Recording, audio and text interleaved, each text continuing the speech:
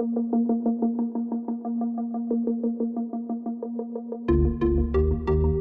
everyone, I'm Jason Patterson, pastor at Parkside Church in the Indianapolis area. Today I want to talk to you church leaders about developing the skill and understanding the power of what I guess you could call the art of listening. We spend a lot of time as church leaders, as pastors and preachers, obviously developing our ability to communicate. We think all the time about what's in our heart, what God is speaking to us, saying to us, and what is the most effective way, a powerful, life-changing way we can speak what is inside of us to somebody else. And that's obviously a huge part of it, but I think that one of the things that gets overlooked that is so powerful, it's not the only way we have to change someone's life is to speak what's in us to them, but to develop the ability to listen to what God is speaking to them, what's happened in their life, what's their story, and learning to discover that, learning the power, again, and the effectiveness of listening, I think is an underappreciated skill for us as leaders. I know for me, I spent my whole life before I pastored a church, traveling and speaking, so for me it was communicating all the time, working on that art, watching other people do it, and having all these things to say that I wanted to share with other people. And there was a moment, as often happens in our lives as Christians, but certainly as leaders. Sometimes it's a person, maybe it's a mentor, maybe it's a more seasoned minister who speaks into our lives, but they say the right thing at the right time, or sometimes, like in this case, for me, it was the right book at the right time. That God kind of dropped in my lap. Somebody just suggested it, and I thought, that sounds interesting, and I read a book called The Revolutionary Communicator. And the first couple of chapters of that really revolutionized one of the ways that I lead, and especially through the ability to listen to people. The first chapter of the book really laid out something that has stuck with me forever, and so sort of what I've received from them and put into practice for years, I just want to pass on to you. They talked about attention, and that really is one of the deepest needs of humanity. It's one of the things that everybody longs for. Maybe it doesn't get talked about that often. Maybe it's not something that if you asked, what's your greatest need, or what do you want most in life, it wouldn't be the thing that anybody lists. People would talk about relationships, or they'd talk about a job or a career or getting into a particular school, if I could just have this education, whatever it would be. But behind all of those things, one of the deepest needs everyone has is the need for someone to pay attention to them. Jesus was a master at it. When you read the Gospels, the stories obviously of his life, of his ministry, Jesus listened to people all the time. He asked questions all the time to the people who were looking to him and wanting to hear what he would have to say. And Jesus understood that, and I think for us, again, as leaders, it's so important. In fact, one of the things that stuck with me was a quote from Mother Teresa when she talked about the people she ministered to, which most of us know were among the poorest people in the world, and we could think of all the things they lack, of all the things we have, all the comforts, all of the conveniences that we have in our own lives that they didn't have. And it's so interesting to me when she talked about them and their greatest need and their greatest suffering. She said the greatest suffering of any person is really just to be unwanted. It's really just to have no one. It's really just to have someone who does not give you the gift of attention. I remember, again, another one of those things that just stuck out to me that I almost couldn't forget. I don't know if you've had those moments in your life. Something happens, someone says something, and it's not just that it stays with you, it's almost like you can't forget it. That's kind of the way God uses it in your life. There's a book called Am I Making Myself Clear that recounts the stories of teenage prostitutes. And when those girls were interviewed and they were asked, what caused you to run away? What caused you to go into that life and make those decisions? Their answers came down almost universally to the same thing. All they wanted was someone to listen. And I think for us, again, in our position as church leaders, maybe you're the pastor, maybe you're just a volunteer, but you have leadership responsibility, you have influence in people's lives. I think one of the most powerful things you can do in your leadership is not just hone the art of sharing what's in your heart, but again, learn to listen to those who God has put under your leadership and find out not only what is in their heart, but what is their story, what has happened to them. I think it's an incredibly powerful tool to have in your tool belt that meets one of the greatest needs and that God can use to heal some of the greatest suffering that's in people's lives. So first, I would just challenge you, don't underestimate the power of listening. But then sort of come to the question of, okay, it's powerful. Okay, that's a need that everybody has. This is a skill I need to develop. Well, okay, what do I do? How can I get better at listening? And so I just want to share a few things with you, again, that I've put into practice for a number of years now and seen God use. So the first thing I would say is simply this. Make question asking an art.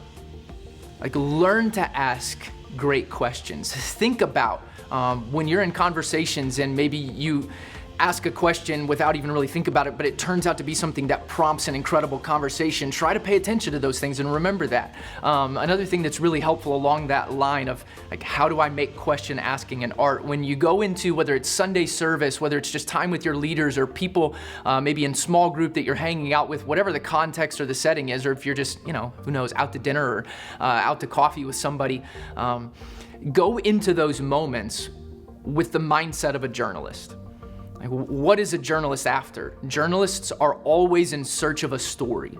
And if you can create that mindset for yourself, one of the byproducts will be you will get better and better and better at asking questions because you're trying to find something. Again, as especially pastors and preachers and leaders, we can go into everything and we're so concerned with what's in us that we can share and speak to everybody else, which is obviously a huge deal, but there's so much going on in other people that I think God has us in their lives to draw those things out of them, not just to put what's in us into their lives, but to bring out what is in them and to know their story, to give them that gift of attention, which just makes people feel valuable. That's the bottom line. It makes people feel like they matter. And if you can go into these environments, even on a Sunday morning, go in with that journalist mindset, ready to fire questions away, to come back with a story, whether maybe you want to set something up with your spouse so that when you guys get back on Sunday afternoons, one of the things you do is you share with one another a story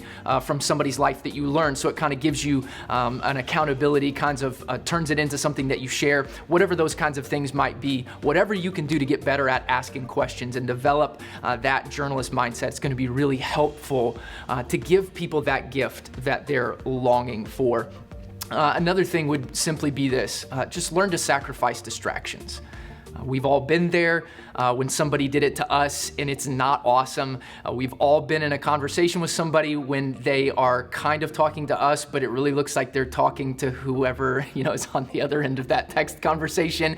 And it's like you're saying things and you think they might be listening and you kind of like finish the statement and you don't even get an immediate response from them and you're like, I don't even know if they heard me because they're still, their thumbs are just going and maybe they respond, maybe they ask you to repeat it, whatever, but it's brutal. And the truth is, you don't even need to have a phone to make somebody feel like you're not listening. And again, we've all been there and it's awkward, but the truth is for somebody who's looking for the gift of attention, and so many people are, it's not just frustrating or annoying. The truth is it's actually painful.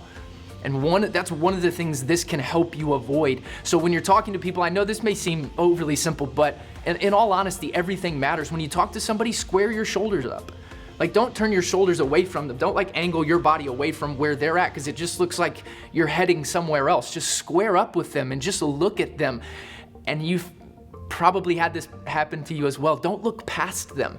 Don't be looking for somebody else in the room. Everybody can tell when you're not listening. And again, for a lot of people, it actually winds up being painful, especially if you're an authority figure in their life, which often as church leaders and pastors and preachers, we are. And they know when you're not listening. Sacrifice those distractions, put the phone away, forget about everybody else in the room and give them that moment. The fact is, maybe it's really a moment from God. Maybe that conversation is a divine appointment more than just happenstance or random, something that just happened on a Sunday morning. It's a moment where your focus on them, your mindset of wanting to draw something out of them, learn from them, find out what's in their heart, find out what God is speaking to them, where that gives them not just the gift that they're looking for of attention, but you may be surprised how often God uses other people to speak to you just as much as he uses you to speak to them. So there's so much that we miss out on, but make question asking an art. Sacrifice distractions. And then the last thing is simply this, confirm your perceptions.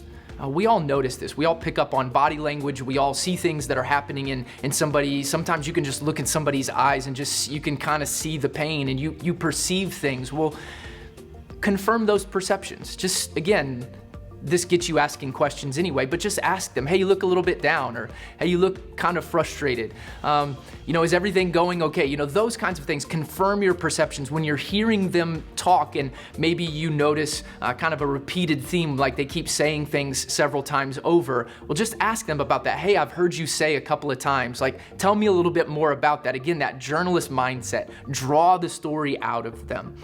God has certainly, as leaders, given us the incredible gift of being able to hear from God and then communicate that to other people, whether it's a vision God has given us for a ministry or our church, or it's just the Sunday morning sermon, or it's a lesson for the leaders in our church. God puts things in us and we love to share those things with people. But another gift you have as a leader is that the opportunity to listen to those people, to help them feel valued and loved by simply giving them attention. And those are some simple things I think that you can put into practice that will give you a new opportunity to be used by God in people's lives that maybe we haven't harnessed, or that we haven't maximized the potential of that in the past, that God can really use to do something incredible. So here's my final challenge to you, church leaders, especially maybe in a Sunday morning context where you're around the church people. Don't just value your time on the stage.